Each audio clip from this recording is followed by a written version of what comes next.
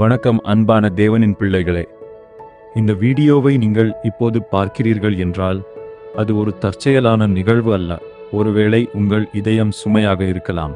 என் ஜெபத்திற்கு ஏன் இன்னும் பதில் கிடைக்கவில்லை என்று நீங்கள் நினைத்து கொண்டிருக்கலாம். ஆனால் இன்று தேவன் உங்களிடம் கூறுகிறார், மகனே, மகளே, நான் உன்னை மறக்கவில்லை. உன் கண்ணீரை நான் பார்த்திருக்கிறேன். உன் ஜெபத்தை நான் கேட்டிருக்கிறேன்.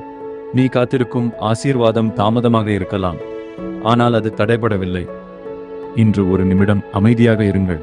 உங்கள் கவலைகளை ஆண்டவரிடம் ஒப்படையுங்கள். ஏசாயா 41:10 இவ்வாறு கூறுகிறது, பயப்படாது, நான் உன்னோடே இருக்கிறேன். திகையாது, நான் உன் தேவன்.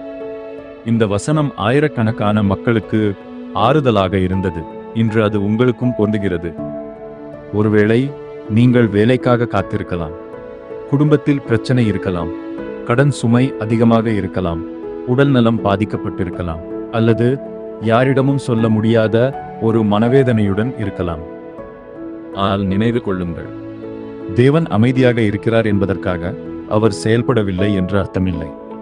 மண்ணுக்குள் விதைக்கப்பட்ட விதை சில நாட்கள் தெரியாது, ஆனால் அதன் உள்ளே வாழ்க்கை வளர்ந்து கொண்டிருக்கும். அதுபோல உங்கள் வாழ்க்கையிலும் தேவன் மறைவாக வேலை செய்து கொண்டிருக்கிறார். சரியான நேரத்தில் அவர் திறக்கும் கதவை எந்த மனிதனாலும் மூட முடியாது. உங்கள் வாழ்க்கையில் இழந்ததை விட தேவன் கொடுக்க போகும் ஆசீர்வாதம் மிக பெரியதாக இருக்கும். எனவே நம்பிக்கையை இழக்காதீர்கள். இப்போது நாம் ஒன்றாக ஜெபிப்போம். ஜெபம். அன்பின் பரலோகத் தந்தையே, இந்த வீடியோவை பார்க்கும் ஒவ்வொரு சகோதரர் சகோதரியையும் உமது கரங்களில் ஒப்படைக்கிறேன். அவர்களின் கண்ணீரை துடைத்தருளும்.